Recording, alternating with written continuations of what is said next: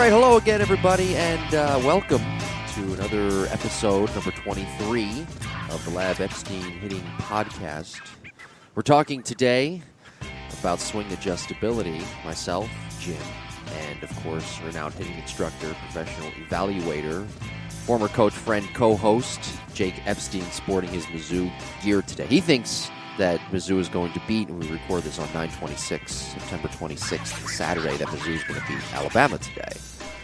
There's zero doubt in my mind that's going to happen. Yeah, and there's zero doubt on a couple plays today. Missouri is going to beat Alabama. We were just talking. No doubt. It might be a sack. It might be a completion. It might be yards for a gain on the ground, but Missouri will win a couple plays today. We were just talking off air about some betting stuff and some gambling on football and whatnot, and I'm fearful this show is going to eventually turn into just a gambling show. Yeah, I'm a total expert at losing anytime I gamble. So yeah. We'll do five. I do 4 pools a year. 4 pools a year is the only thing I bet on, and it's the golf majors. So I've been doing it for years. It used to be free through ESPN, and then DraftKings bought them. Yeah. And you pick like 6 guys, and you got to keep the salary under X amount of money. And then sometimes your guys make the cut, sometimes they don't. We got about 15 guys or so in the pool. So much fun. Because I feel that if I go into the college sports ranks, it's a sickness. I would just be underneath the crashing waves, not knowing where up is and not knowing where down is. Well, so I told you this before the show, and I give this advice to everybody. Don't bet college football this year. It's probably not the best bet. You don't know what's going to happen on a daily basis. No. And you're not going to win much money anyway, because a lot of times the teams that are favored are going to come out on top. There's not going to be many upsets because of the wacky schedule. NFL, though, hey, sure. Go to work. By the way, there's some disappointing news this week. Mike Trout, in his 10th season, 8-time All-Star, 3-time MVP. I don't need to read off his resume, but the Angels were eliminated from playoff contention, and that was the 9th time in his 10-year career.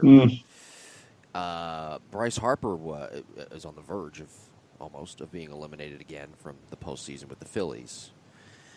Which front office has failed which player more? I have my answer. I think it's kind of obvious, but and also I want to know from you, in your opinion, why Mike Trout just can't seem to make the postseason. That's a good question. This year's weird. Yeah, this year's weird, yeah. But I would say the Angels failed just because I'm a West Coast guy. You're an East Coast guy. You're probably going to say the Phillies have. Yeah. I mean, they've done a horrible job. They really have. I mean, they pick up Rendon, who's a solid player. You got you need pitching. You need pitching. You need a bullpen. And they don't have either. Ohtani, we talked about him earlier in the year, and I mean, he's done. I don't know if he's going to throw again, right? Well, they haven't had pitching for years. What's that? They haven't had pitching for years, it feels like. No. I don't remember. Who's the last guy? Weaver? That's the last guy I can remember. The lefty, CJ.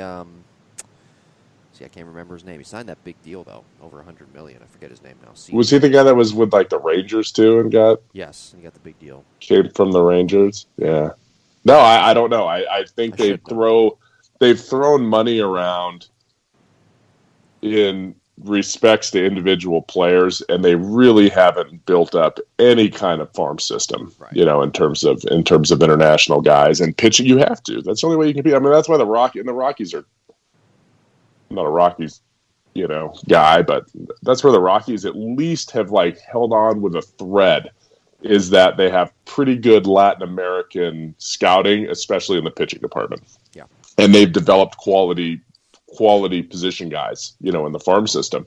But if you don't have those arms, it doesn't matter how good Mike Trout is. And you know what? Maybe Mike Trout doesn't get those pitches if he's playing on a contender. Right. Maybe they pitch around him a lot more too, and it's a vicious cycle. You want to do well, for your teammates and do your best, but my goodness, when you're just losing all the time, what a terrible environment that must be. Yeah.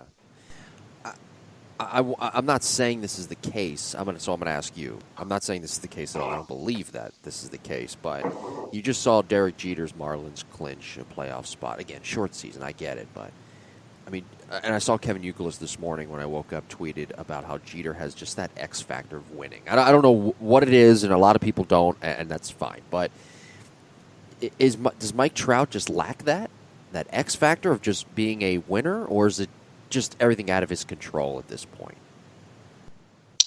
I don't think it's him.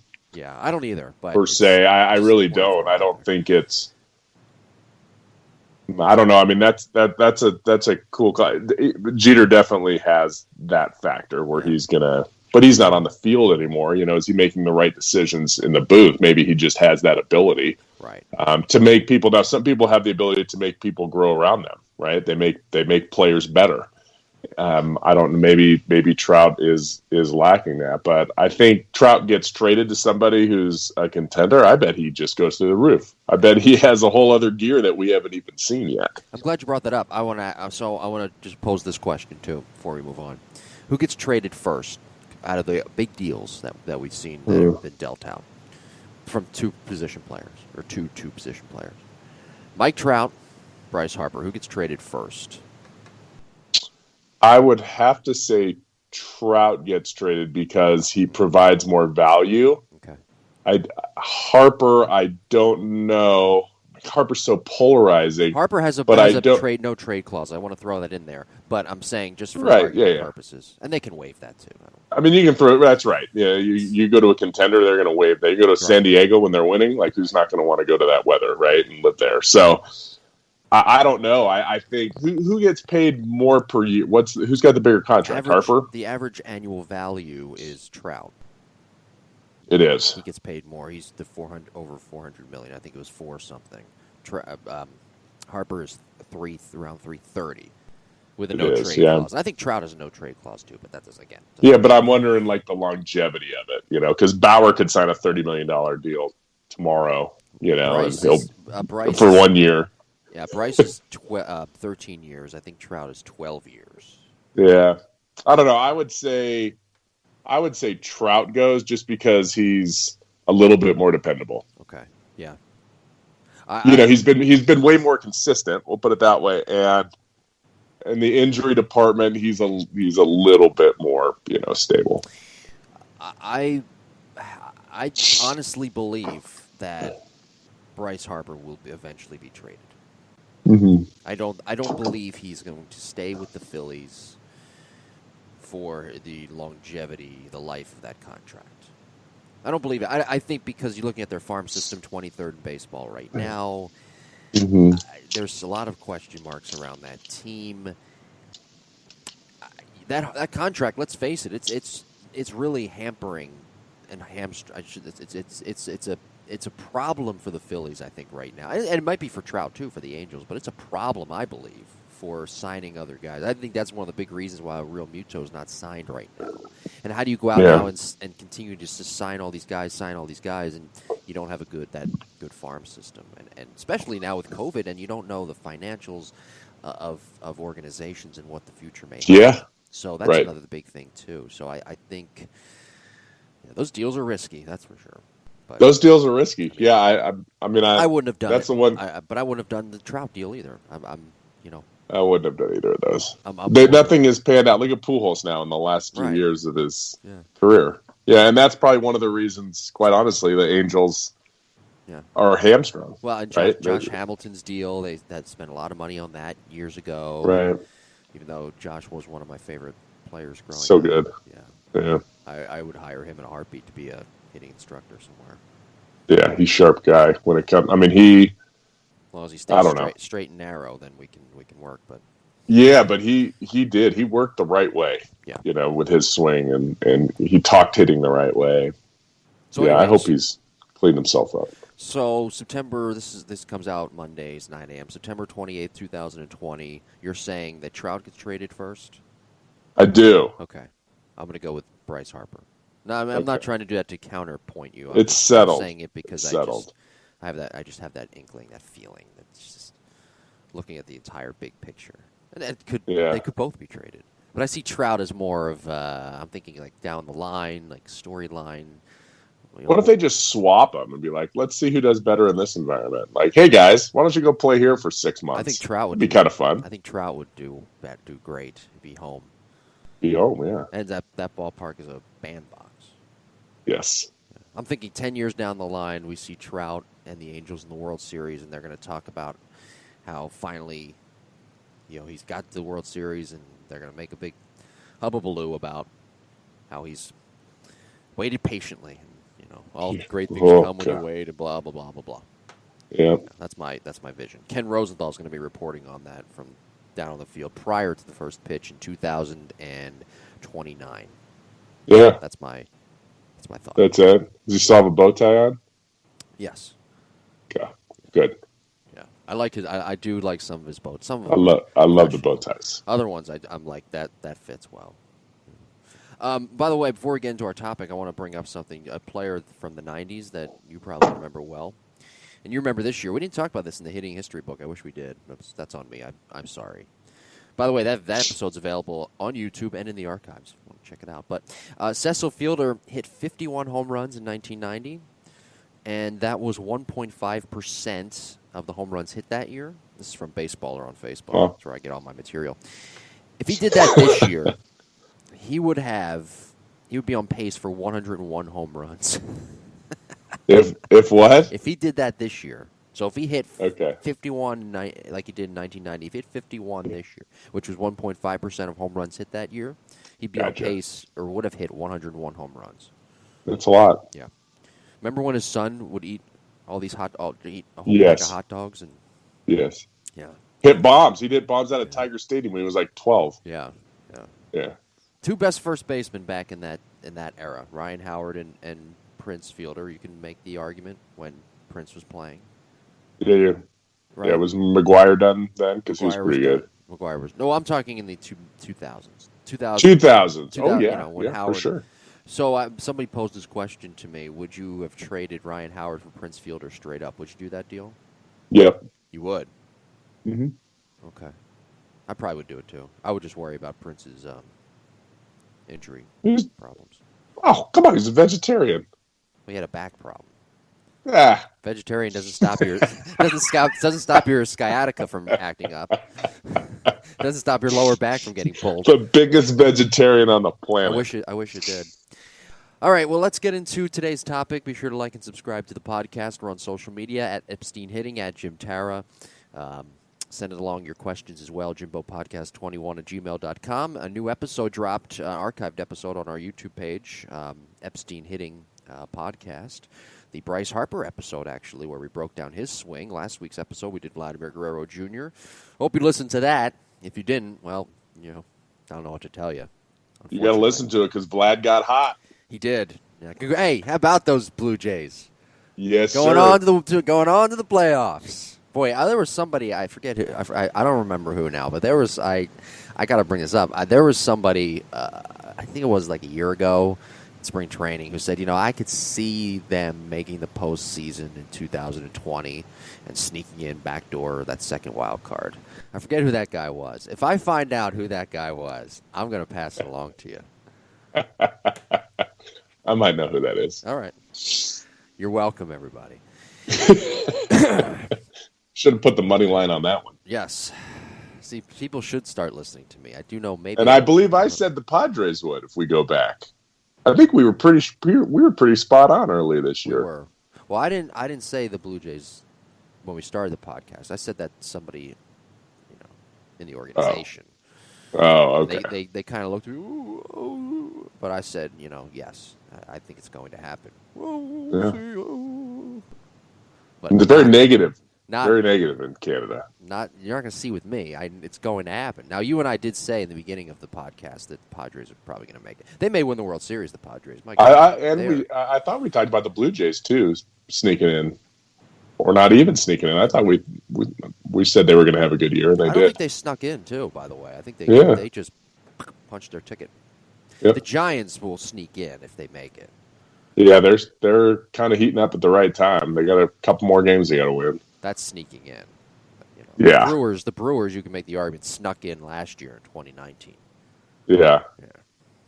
Well, anyway, we're talking about swing adjustability today. And there's a lot of players, by the way, on all those teams we just mentioned that have great swing adjustability. Fernando Tatis Jr., Vlad Jr., Bo Bichette, somebody on the Giants, Brandon Crawford. Can I make that argument? Maybe? Yeah, good swing adjustability. Yeah, he's a pretty good hitter. Good hitter. We've alluded to Christian Yelich, Keston Hiura. Sorry, I've got to mention the Brewers, of course. Last year. Yes, but we've alluded to that term, swing adjustability, a handful of times on previous episodes of the show. Let's just open it up here. What's the broad definition of it? Just kind of give a main headline to what swing adjustability really is. It's the ability to make an adjustment. Mm-hmm. Okay. moving on. All right, we'll move on. So it's the ability from heel plant, to contact, to make finite adjustments in the swing. And you can argue before that, too, with a stride. So we'll talk about that, too. But it's the ability to, look, pitchers are tough, and pitchers are trying to get us out. Now, in batting practice mode, not a lot of adjustments need to be made, right? The pitch is the same speed. The guy's not trying to get us out. So we can just kind of do the same thing. We can have the same timing. We can have the same swing plane, meaning if we're working on fastballs, we can swing a little flatter. If we're working on breaking balls that are dropping a lot, we can swing a little steeper. If we're working on outside pitches, we can let it get deep. If we're working on inside pitches, we can head out in front, right? So we know the situation. Well, all of a sudden we get thrown into a game, and now it's like, am I going to get a fastball? Am I going to get a curveball? Am I going to get inside? Am I going to get outside? Am I going to get high? Am I going to get low? So adjustability is the ability to, and we don't always have to adjust. Okay, so that has to do with the mental side of it. We don't always have to adjust, but say we have two strikes on us, and we're, this guy throws really hard, so we're protecting, against the fastball, and then all of a sudden he pulls the string, and we're fooled, right? Our timing was early. Yeah. How do I make an adjustment to still find a way to hit that pitch? Yeah. That's adjustability in the swing. Did I keep my hands back? Mm-hmm. Was my stride controlled? Was I jumping? Was my head? And those are all things that we can train to allow players to adjust. So that's the physical part of it. Yeah. Is being in the right launch position, right? Striding, planting the front heel, being in a good position to make adjustments, right? Not everybody can do that. Yeah. And then the second part of it is having the vision and the athleticism to make that adjustment in 0.24 seconds. That's the hard part. That last segment of, do I need to make an adjustment here? And I can teach players how to make an adjustments mechanically. Here's what you do. We get into this position, that position. Yeah. Okay, we're fooled. We still can do this, but some players can do it. Yeah. And we talk about it all the time. Some dudes can hit, and some guys can't. Yeah. Some guys look good, as my dad said, in the hotel lobby, and some guys look good in the batter's box. 5 o'clock. Yeah. Yeah. And they're all on the same roster, right? Why are some guys great? When I started my career in independent ball, there was, you might remember this name, Fred Lewis was on the team. Yeah. Yeah. My parents saw him play when he was with the independent team I was working for, and they said, man, he's just a little step slow. So, and I had a quick story here.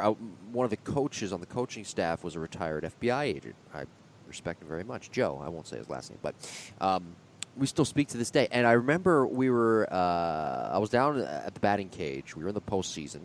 This was about 5 years ago, 6 years ago maybe. And we were down in the batting cage, and Joe whispers to me when Fred was hitting. He was hitting bombs, in BP. He goes to me. He goes, "See that right there?" And I go, "Yeah." He goes, "That's a 5 o'clock hitter." So that you have to have swing adjustability, or else you're going to be a 5 o'clock hitter. That's right. Your talent, your physical attributes can get you there, and then some guys, we talked about the hotel lobby, right? The hotel lobby, right? Yeah. Some guys look good in a suit. Yeah. But we talked about Bryce Harper, or I'm sorry, we talked about Mike Trout earlier, and Bryce Harper. But Mike Trout is not the prettiest if you look at his mechanics, it's not the smoothest swing. It's very short and tight. It's not fluid and loose if you look at him. But he's able to adjust his body, and he's so short to different pitches. I mean, he had a home run the other night that was below his knees. Yeah. Right? Because he's strong, he's athletic, and boom, he got his body to tilt inward a little bit more, dropped the barrel on it, and got it. And then, I would say, God, why would you throw this guy down? He really tilts in a lot, right, with his shoulders and his spine. And then somebody throws him up, and guess what? He keeps his posture and hits that one out too. I know. And that's a guy that has control over his body, to get to all those different pitches. Yeah. And he doesn't freak out, right? His heart rate is, probably 35 beats per minute. He's got that mantle kind of, if I strike out, who cares? Yeah. Like, no one's in the stands anyway now. Right. You brought up a couple of points there that I could segue to. I want to segue to this, though. You mentioned about how you keep the hands back. You oftentimes see that front shoulder go, but the hands do stay back with the front shoulder still down. And you'll hear color commentators on games say something along the lines of, great adjustment, and he kept his hands back. But what really does that mean as a great hitter? Because that's just kind of, and nothing wrong with this, but it's commentary talk. But what does that really ultimately mean in the end? So if you plant your swing, and we cover a lot of this, here comes the shameless plug. Okay. In our certification, I have a lot of guys coming in for recertification, so they enjoy this. This part of it's kind of like next level stuff. But if you stride, and this is why we look at so much video on what happens during the stride and how we stride, because that's your timing, right? That's how we're getting our body in position, but it's also where we're going to make adjustments from. Okay, sometimes we make adjustments mid-stride. Yeah. Sometimes our foot's in the air. We recognize that pitch is a little bit slower, and we'll hang the foot longer. Bryce Harper's fantastic at that. That's why sometimes you see him and his feet are really wide at heel plant, and sometimes you see it when his feet are really narrow, because he realizes, oh my goodness, that pitch is inside. Boom, he drops his foot quicker to make that adjustment mid-stride, so he doesn't get as wide as he normally does because he had to get his barrel to the inside pitch. So, but for the most part, your hands staying back. What happens with many players, and I would say the majority of players under 15, is their upper body starts at the same time their front foot hits the ground. Mm-hmm. Okay? So you hear all the time, like one of the worst sayings in youth baseball, get your foot down on time. Oh, God. College coaches say it. College coaches, right. Get your foot down early. Get your foot down on time. But what people don't realize is on time doesn't mean early. Yeah, you don't really want to hang out there. Yeah. I mean, you can. Pujols kind of hung out there for a long time. Okay, so some guys could do it. But you don't really stop your momentum. And what they were talking about is you stick your foot out there and then you're hitting from a standstill, right? That's the worst thing. So it's, being able to keep your shoulders and upper body back when your front foot is engaged and your lower body starts, okay? Which is also what? That's also torque, okay? So players that create torque have power and adjustability. Ryan Braun was probably the best. I mean, his separation back in the day, like so flexible. It was kind of gross looking. Like his upper body wouldn't even move, and when he would land, his front foot would be like totally open, and his front hip would be opening, but his chest was still back. So he was able to hold that position if it was a slider instead of a fastball, right? So we're talking 3 feet. That's about 3 feet is what you have to wait on a slider versus a fastball. 2.5, 3 feet. So keeping your hands back and your shoulder down, your front shoulder down, is the first process to having adjustability in your swing. If you don't get to that proper launch position, then nothing works. It's like we're building a house and we decided to put the framework up before we put the foundation, before we poured the foundation. Right. That's not going to work. Right. And it doesn't work. And that's where players get weeded out. Right, you get to 15, 16, now all of a sudden you pull off and you swing and miss at every breaking ball because you're not in the proper launch position, and you get cut. You're done. 14, 15, that's usually the biggest where players don't make it to the next level. Yeah, you hear commentators oftentimes, too, say on MLB Network, I don't think they mean it this way, but they say, well, he got his foot down nice and early or whatever. I heard Harold Reynolds say that a couple of days ago, and Harold doesn't actually mean it what people think it means or take it literally. Getting your foot down early like that, just planning it with no momentum, that kills swing adjustability, correct? Yeah, and well, it makes you robotic and takes away any kind of like fluidness to the swing. Now, trust me, I've done this. Like I remember doing it in high school. I got my foot down early, and then what would I do after that? I'd step, and then I'd step again, because that's what your body wants to do to create energy. Yeah. And even, I don't know, it may have been your boy that kind of does that. Does he step a little early? Which boy? The guy with the short little chubby guy for the Blue Jays. The new guy. Alejandro. Yes. He does a little. Alejandro, you didn't hear his walkout music yet, did you? No, I haven't. I have to send it to you. I don't think they have speakers in Buffalo. That's the problem. Yeah, I'll have to send it to you. It is something to... I can't wait. Yeah, no, I thought I saw him do it, but it may have been a two-strike approach where guys foot down early. So some guys will do that. Well, I think I've seen him on from the open side a lot, and he does kind of like what Pujols does. He does get it down. He does. But he does have that momentum still going forward. Yeah, so he still has kind of a hip slide or a hip drift, which is his weight shift. Everybody's hips move laterally. Yeah. If your foot's in the air, it's called a stride. If your foot's on the ground, it's called a drift. Yeah.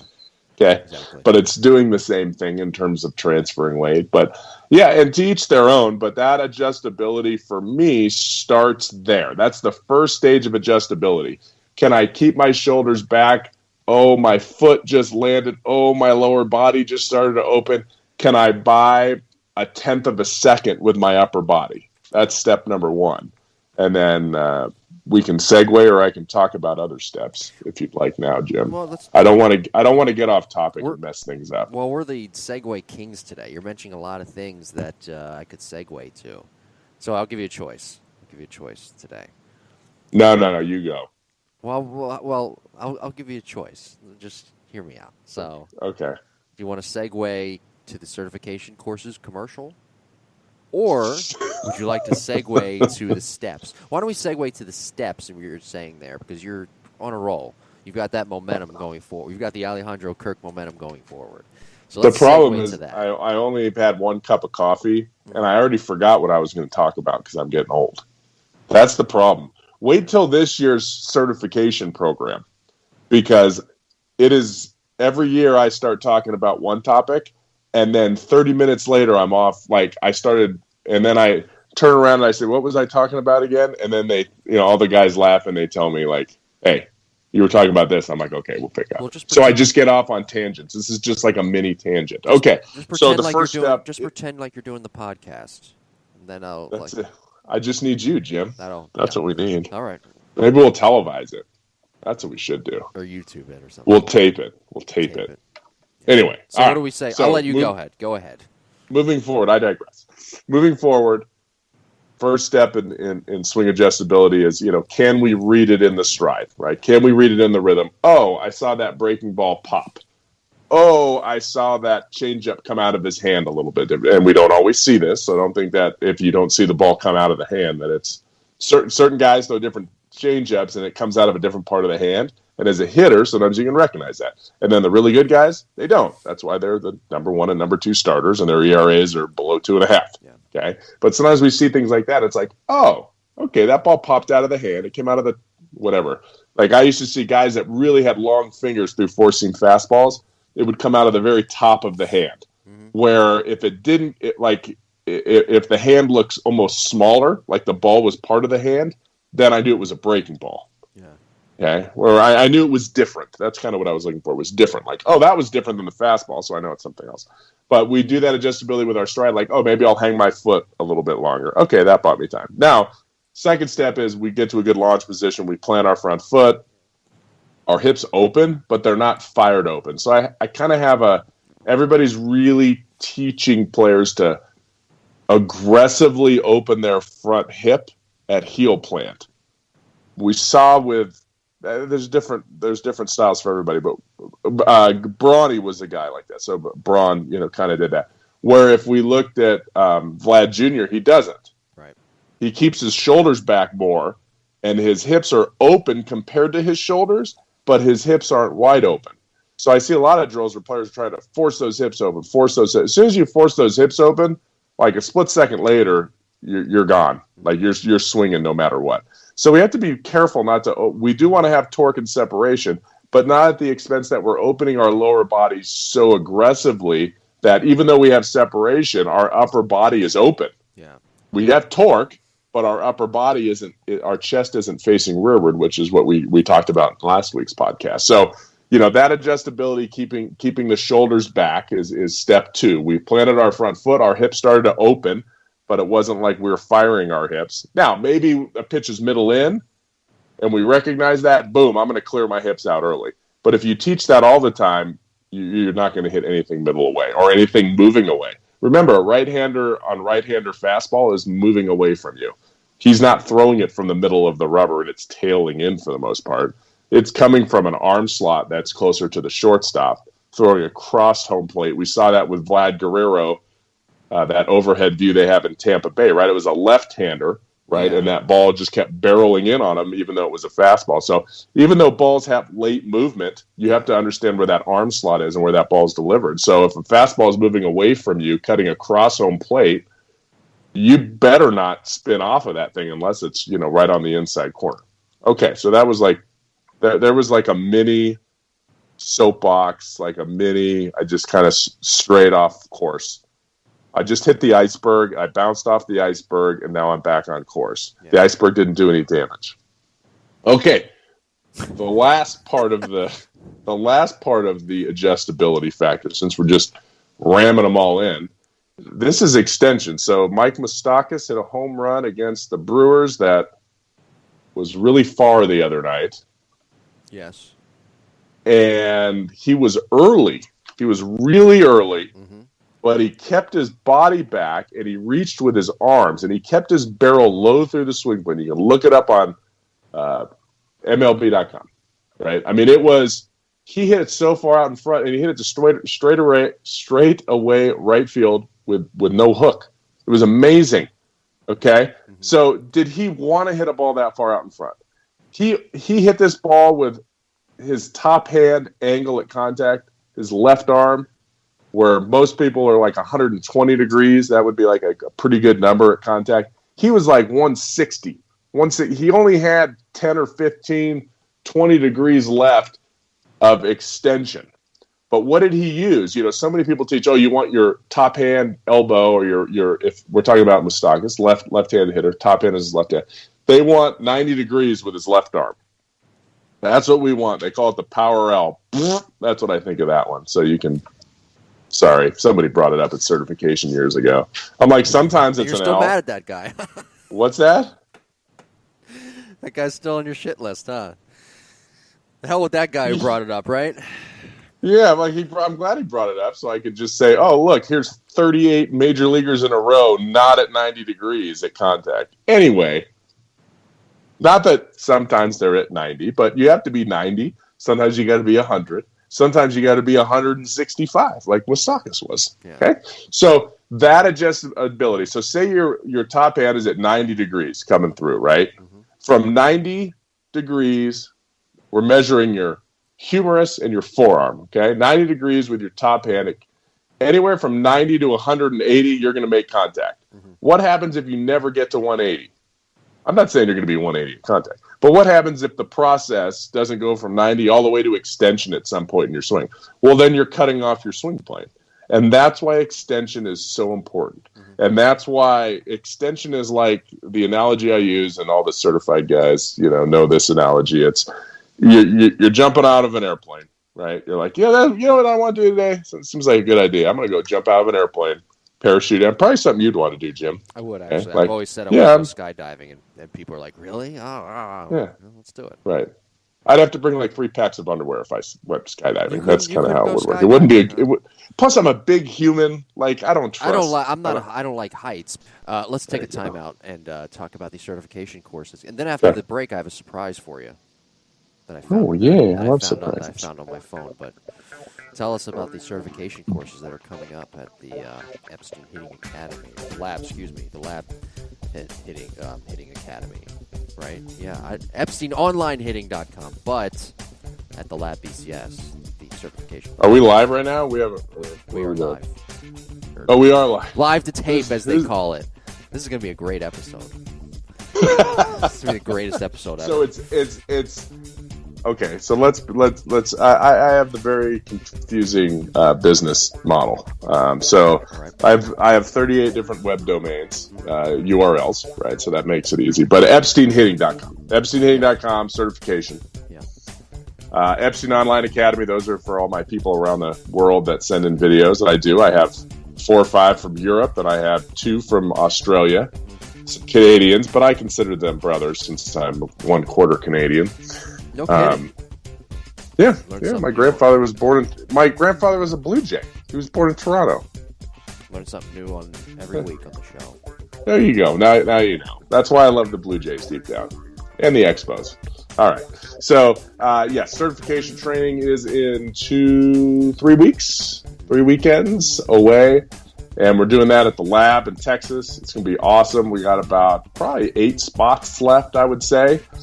And we have a good mix so far. I think it's half and half, new people and returning people. Some of the returners have been there like 4 times. It's awesome, and they learn something new every time because we're constantly updating. Talked to one gentleman that actually is in Texas and was one of the first guys I've certified. Geez, I don't know, 10, 15 years ago. And he's done really well. He was a retired firefighter. And he's coming, and I haven't seen him in forever. And so it's always good to kind of see old faces. But you shouldn't wait that long to get recertified because we're constantly learning and changing and finding new ways. Again, the beauty about Epstein hitting isn't content. Everybody has content. You can find a podcast or a Instagram feed and some guy saying, "Oh, this, that, and the other," and marking up videos, and But how do you get players to change? Right? That's what makes a good program or a good instructor. Not, hey, you need to do this. That's just okay. Hey, you gotta get your hands back. Oh, okay. But what is the process? How do we get players to do that? Do we just let them weed out? Do we just let them survival of the fittest? Okay, Johnny, you suck, so you're just not going to play baseball. Or, hey, Johnny, let's give you the right tools and see if you can succeed in baseball. Like, that's our job as hitting instructors. It's to be able to have a program and a blueprint to make changes, not to know what the change is. Mm-hmm.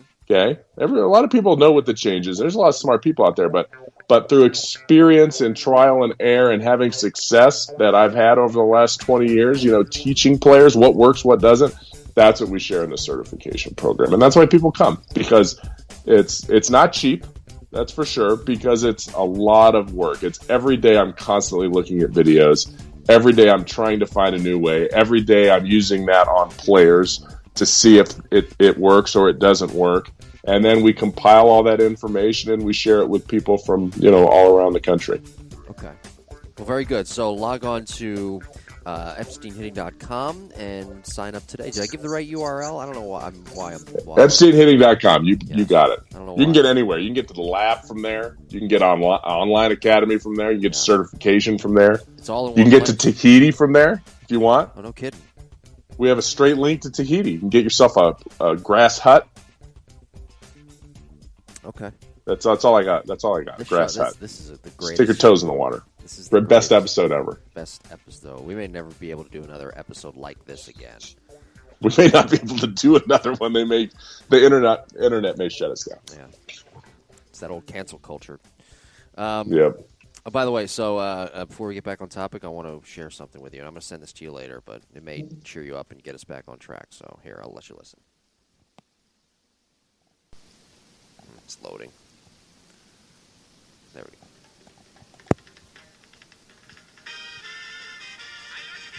Can you hear it?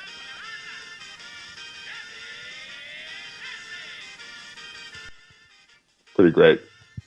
That's Alejandro's song. That's our boy. Yeah. It's Alejandro Kirk for you. It has like a little mariachi to it versus like Caribbean feel. Mm-hmm. I'm assuming he's not from Mexico, is he? No. Huh. I don't think I don't remember. I don't remember now where he's from. Yeah. There's not a lot of El Machon. El Machon. is the song. For those who Okay. are curious to look it up. I'll send it to for you those later. that want to listen at home. Yeah, upload it on their phone or whatever. I'll send it to you later, though. Yeah, it's one of my favorites. Anyway, all right, so getting back to our topic here, swing adjustability. As you know, I have a photographic memory, and there was an at-bat at Wrigley Field. Manny Ramirez was at the plate. This was years ago, and he hit a pitch to center over the wall that was at his shins. For those who don't know what I'm talking about, look it up on YouTube, just like you should look up Alejandro's walkout song on YouTube as well. I'm sure it's all out there. It is. But for me, talking up and down, was Manny Ramirez, two questions. Was he one of the best at swing adjustability overall? And let's talk a little bit about swing adjustability from pitches that are north to south rather than horizontally east to west. So, yes, I think Manny was as good as it gets for a couple different reasons. One, he was very smart. Yeah. And he anticipated pitches, and he laid off pitches that he wasn't sitting on. Mm-hmm. Number two, for instance, that pitch you're talking about, he was probably looking for that pitch. Mm-hmm. Okay, he was probably like, I don't know if it was a fastball or breaking ball, right? Yeah. So he was looking for it, and then it was maybe out of the zone, maybe not. But because he was looking for it, he went after it, and he had the ability to get to it. Well, what's another way to teach adjustability? How about we hit bottle caps from the time we're 6 to 10 years old? Right. How about we swing at everything? How about we swing at wiffle balls? How about we swing at high pitches? We swing at low pitches. We swing at pitches that are at us. We swing at pitches that are in the other batter's box. That creates adjustability too. Can I get to that pitch? Then you can always weed down to, the strike zone, learning the strike zone. Mm-hmm. But that's what allows players, how do I get on top of that pitch successfully? Oh, I got to pull my hands up. How do I get to the pitch down? I got to lean in. I got to drop my barrel. Okay? You got to do all that stuff. That's what makes a great hitter. The ability to do all of that, to be dynamic throughout the swing, not to, okay, I'm going to, put my power L in position and spin. Right. Sorry, I had to go back. But no, it's not. I'm going to work. You love on, that power L, don't you? I'm going to work on a tee all the time, and I'm going to do this really slow stride that coils my body, and that teaches a good move. But I'll tell you what, you got to start working it out too. You can't just hit off the tee. Yeah. 70% of the time. You got to eventually make the adjustment and start hitting pitches that are moving all over. So, yes. Now adjusting high to low, I always tell players way easier to adjust high to low. Mm-hmm. Okay, it's like the opposite of a ground ball. Ground ball's coming. What do? We work low. If it takes a bad hop, we can work up. But if you're working up, you can't get your glove down. This is the opposite. If my hands are up, and all of a sudden that pitch starts moving down on me or down and away, I can use, gravity. I can drop my hands really easy and drop my barrel on top of it. Mm-hmm. Okay. But if I've already started to drop my barrel, 20% through the swing, and now all of a sudden that pitch is at my belly button, there's no way I can come back up and get that pitch. I mean, I can, but I have a very small window of success to do that. Yeah. And so, trading those different areas, off a machine or off some velo, and then having the ability to get to all those pitches, and then tracing it back to getting to having a stride that is dynamic. It's not always 1-2, really fast. It's slow. It's smooth. We're starting early. We're controlling it. We get our foot down at different times, right? Now I got to get my foot down, or I'm going to keep it in the air a split second longer, right? So we have rhythm. We have rhythm that's controllable. We have rhythm that we can adjust if we need to. Mm-hmm. Now, all of a sudden, we have good mechanics. Our front shoulder's down when our front foot lands, which usually means our hands are back. So now we can make an adjustment there, keeping our upper body back. Mm-hmm. Now, if the pitch is up, I'm in perfect position to hit it. If it's down, I can make that adjustment and drop my hands on it. And then lastly, if I'm early, still after all of that, which you see every single day, because pitching is pretty good, now all of a sudden I have top hand extension where I can reach that right hand to get to that pitch. Look, you might look stupid. You might look bad. Mm-hmm. With the balls today, I mean, geez, you could be fooled, hit it with one hand, find a barrel, and still hit it 375 feet, right? Which is a home run in Oakland now, if you ask my dad about it, right? Yeah. But when he played, it was 385, so it would have been caught in front of the warning track. Yeah. For our softball listeners out there, is it easier to adjust on the high pitch as well, like baseball, or is it easier with the low pitch because of the rise ball and because of the different height of the mound? Same thing. Like the ball's flatter coming in, so getting to that. I mean, don't get me wrong. A really hard drop ball is really hard to hit, and a rise ball that's above your sternum, you're not going to get to either. So, softball players have to have flatter swings for the most part. Yeah. Because the trajectory of the pitch meaning to be successful and hit for an high average. Now, you can still hit 10 or 15 home runs playing softball if you're big and strong and you hit 200, but you barrel them up and they go over the fence. But, to be a complete all-around hitter, that swing plane has to be just a little bit flatter. So I talked to just one of the best softball minds in the country on a fairly regular basis. I've got to know him really well. That's Craig Snyder at A&M, who came from Florida State. And Craig's the hitting coach, recruiting coordinator at A&M now. He did the same thing at Florida State when they won the World Series. I mean, this guy's sharp, and he knows the swing. He knows how the swing works, but you know what he doesn't do? He doesn't over-teach the swing. He finds players that fit the mold when he recruits them, and then he trains them the right way. Yeah. But he doesn't necessarily try to get crazy with terms or crazy with drills. And so one thing he told me was, I try to practice higher spin or rise spin because it promotes a better swing plane for competition. So what that means is he's not working on a lot of drops that go down. He's trying to keep coming out of machines. He's trying to keep that ball only dropping a couple degrees, maybe 5, so that correctly they get exposed. And then if they get exposed, then he'll, jump in. Hey, let's work on this. Then they fix it, but then he doesn't have to fix it again. And so I train I think that's why we get along so well, is I train a similar way. When I set up my machines at the facility working on breaking balls, it's amazing. It happened was it last week? I'll have players, and it's not all of them either. The backs at 82,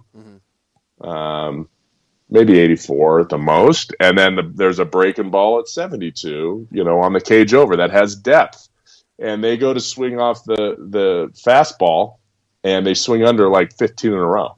They foul them off, they miss them, they're frustrated, then they jump into the breaking ball machine. Well, they can hit the breaking ball, right? Because the breaking ball is dropping like 12 degrees, and it's exposing their barrel drop.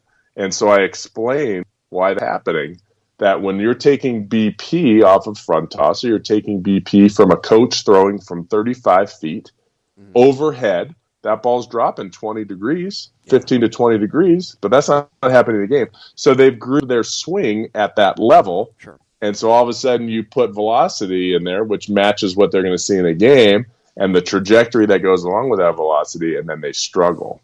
And so once you explain that to them, they understand, and then all of a sudden we start making those mechanical adjustments in the other stations so that they can fix it. Glad you touched on all of that. Did I miss anything? I like saying at the end of episodes, but I'm pretty sure I touched on everything. I think you hit. I think we pretty much nailed that. Okay. I'm pretty sure we nailed it. Okay. Best episode of the year. I agree. And you know what? You get new episodes every Monday at 9 a.m., so be sure to like and subscribe to the podcast. Episode number 23 today. Last week we did Vladimir Guerrero Jr. Swing Breakdown. That was episode number 22. Check out our YouTube page, Epstein Hitting Podcast. The Bryce Harper episode is up currently, so check that out. I'm on social media, unfortunately, at Jim Tara, at Epstein Hitting. And send us your listener questions, jimbopodcast21 at gmail.com. We do have a listener question. This comes to us from Dylan via jimbopodcast21 at gmail.com. Dylan does not tell us where he is from, unfortunately. But he writes... Come on, Dylan. You got one job. Right, yeah. You got one job. Give us your name and where you're from. Yeah, because we want to, quote-unquote, I hate this term, but shout out where you're from. So... Dylan. I know a Dylan from San Diego. How does he spell his name, Dylan? With a Y or I-L-L? So capital D-I-L-L-O-N. Okay, so I know a Dylan from San Diego. We'll say it's Dylan Hop, who should be a wealthy man because he hit behind Chris Bryant at University of San Diego. Yeah. When Chris Bryant hit 30 home runs in college. Well, somebody had to hit behind him, so he got pitches to hit 30 home runs, and it was Dylan. I think Dylan only got a couple cases of bats out of it when he was in the minor leagues. White Sox, great kid. We'll say it's Dylan Hop. Shout out to Dylan. Do you think it's Dylan listening? Maybe it is Dylan. No, Dylan. I don't know what he's doing. Oh, could be. So shout out to Dylan. Well, anyway, he writes, "Hey Jim!" Exclamation point included. I have a question for Jake. No, yeah, just God forbid you have a question for me, right? How can a hitter prevent prolonging a 1-for-10 slump to it turning into 1-for-30? What adjustments, if any, can be made on the fly during a stretch of games when you are struggling? And that is, again, from Dylan, spelled Dillon, sent to us via jimbopodcast21@gmail.com. Thank you, Dylan. That's what I do, man. That's why I have the online academy. That's why I do work for the Brewers. That's why, why am I struggling? I'm 1 for my last 10. Let's troubleshoot this, and there's different things that I use for troubleshooting that I'm not going to share with the world. Otherwise, I won't have a job. Right. But there's timing, kind of start with timing. Like, are we getting going at the right time? And then you can use your metrics on what's happening there and what you're seeing on video. Do I look different on video? Or is my stride, am I stepping out? Am I stepping higher or lower? Am I doing something with my hands? And then the last one would be mechanics, okay? Because you don't want to throw the baby out with the bathwater. Like, oh, it's got to be mechanical, right? I'm doing this. Usually it's a swing plane or a timing thing that's going on. But yes, if you have a good hitting coach or you're sharp yourself because you're a professional player, and even though you're a professional player, you attended the Epstein hitting certification course, because who couldn't benefit from being your own best hitting coach? Right? Yeah. But I teach every player that I teach, high school, I do tell the 10-year-olds the same thing. High school 10-year-olds, minor league guys, big league guys. You have to know this. Why are you explaining this to me, Jake? Because you have to be in control of your swing, and you have to understand what you're doing. If the ball's doing this, what are you doing? Totally different than, player B. So you have to know why you're grounding out. You have to know why you're popping up, because, it is different for each player. But it's really taking that as a player. Man, I don't feel good. Something's off. I'm 1 for my last 10. Let's go through my swing. Let's go through it on video. How am I feeling? And you know what? Sometimes you're 0 for 10 because you don't get any good pitches to hit. Right. Well, when I was at Mizzou, the SEC, good God, did you see Crochet the other day? That son of a gun. We beat him, by the way, when I was at Mizzou. We beat him at Tennessee, right? But there are 3 guys or 4 guys we faced in the SEC that are in the big leagues right now. That was in 2019. Come on, man. That was a season and a half ago. But the pitching was so good that you would have to, hey, let's figure out, let's go back and look. Did you get any pitches to hit? Right. I went 0 for 5 today, Ep. So let's see why you went 0 for 5. You didn't get any pitch that wasn't ball 1 or ball 6.5, which are the corners. The way we would kind of talk, right? Like you didn't get any of those. Like, now, maybe your swing decisions weren't good because you swung at a ball at your clavicle with 2 strikes, or you buried something in the dirt, but you didn't get any pitches to hit. And it's not like you helped him out early in the count. He painted here, he painted there. The count's 1 and 2 or 0 and 2. Now you're fighting. So sometimes it's like, hey man, just go have a Coke Zero and chill out. And then let's move on to another game. And sometimes it's as easy as that. But you don't want to get too frantic when you're facing, like the Brewers faced Bauer the other day. He was electric. So what are we going to do? We're going to flush it down the toilet. We're going to move on to our next game and our next at-bat, and we're going to start fresh. And hopefully we don't face Bauer again with that stuff in the playoffs if we make it. Why did you pick Coke Zero? I don't know. It just came to mind. Okay, I'll tell you why. My daughter had to do a science experiment, and I was all pissed off about it. She's like, Dad, I got to do this experiment. We're going to put Mentos in the soda, right? Okay, Mine's my 10-year-old. So we got to go to the store and get stuff. And we're going to test all these different sodas. And so one of them was Sprite, one was Coke Zero, one was Cherry Dr. Pepper. Yeah. And then we had to rig it all up and make a huge mess and figure out which one shot up the most. Yeah. Which one shot up the most? I don't remember. I don't know. Vivian! Nope, she's not listening to me. I think it was Coke Zero, and that's why it came to, hey, which soda shot up the most? Coke Zero, but Diet Dr. Pepper would have gone higher. Okay, so Coke Zero won, but Dr. Pepper would have gone higher, but we had a Mentos fumble, and not all the Mentos made it in the chute. Yeah. Is that okay. Vivian, now you know. Is that Vivian, the softball player? That's Vivian, the softball player, yes. She always listens in the background. Good, because... She's like a sponge. That's good. It's good to be a sponge. She's a softball player. So Coke Zero, I haven't had soda in years. It's so bad. Like, it's awful. So bad. I haven't had fast food in months either, so... You're a good man. I hate to toot my own horn, but... I just... That's good to say no to Chick-fil-A in short notice. That's pretty good. All right, I hope they never become a sponsor of this program, because I am not a Chick-fil-A guy. I am a Chipotle guy. Chipotle's not fast food, though. Hey, if you have if you don't agree with me on that, then just email me at jimbopodcast21@gmail.com. So. And make sure you say where you're from. Yes, please. Thank you, Dylan, for that question. We do appreciate it. Next week, episode number 24. We are really limping to the finish line here, aren't we? Wood against aluminum bats. That will be our topic next week on the program, episode number 24. Sweet. Looking forward to that one. Yeah.